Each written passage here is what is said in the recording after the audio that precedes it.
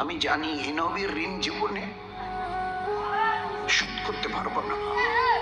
মা আয়েশা রাদিয়াল্লাহু আনহা বলতেন 23টা বছর আমি তার খুব কাছে থেকে দেখেছি। আমি ওই আল্লাহর নামে কসম খেয়ে বলছি 23 বছরে একটা বেলা আমি তাকে পেট ভরে কোনোদিন খেতে দেখিনি, একটা বেলা 23 বছরের মধ্যে। আর এই 23 বছরে একটা রাত আমি নিশ্চিন্তাকে ঘুমাতে দেখিনি। না এক বেলা পেট ভরে খেয়েছেন, আর না একটা রাত গভীর নিদ্রায় রাত কাটিয়েছেন। আমি যখন তার পাশে শুইতাম মনে হতো যে তার নাক মোবারক থেকে যে হাওয়াটা বেরিয়ে আসছে, তো কোনো কাঁচা গোস্তকে পুড়ে দিলে যেভাবে সেন্ট বেরিয়ে আসে, তো কাঁচা গোস্ত জ্বলার মতো একটা ঘ্রাণ তার ভিতর থেকে বেরিয়ে আসতো। আমার বুঝতে অসুবিধা হতো না যে হুজুর সাল্লাল্লাহু আলাইহি ওয়াসাল্লামের কলিজা দিল মনে হয় উম্মতের ফিকিরে জ্বলে যাচ্ছে, পুড়ে যাচ্ছে।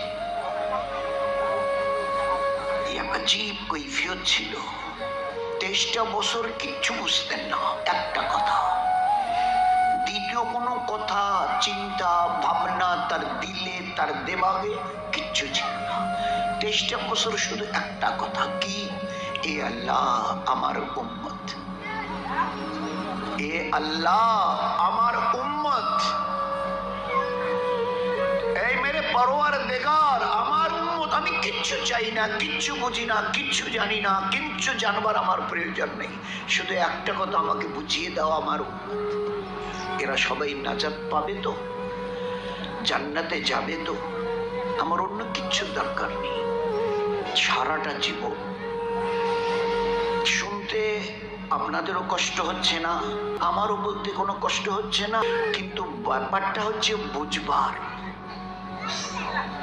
যে নবী 23 বছরে একমাত্র তার উম্মত ছাড়া কিচ্ছু বুঝতে চায়নি, সেই উম্মত আপনি, আমি, আমরা পুরুষরা, মা বোনেরা ওই নবীকে চিনেছি তো? ওই নবীর জিন্দেগি মোবারককে নিজেদের ঘরে জায়গা দিয়েছি তো? ওই নবীর সুন্নত তরিকা আমাদের জীবনে আছে তো? বলুন না।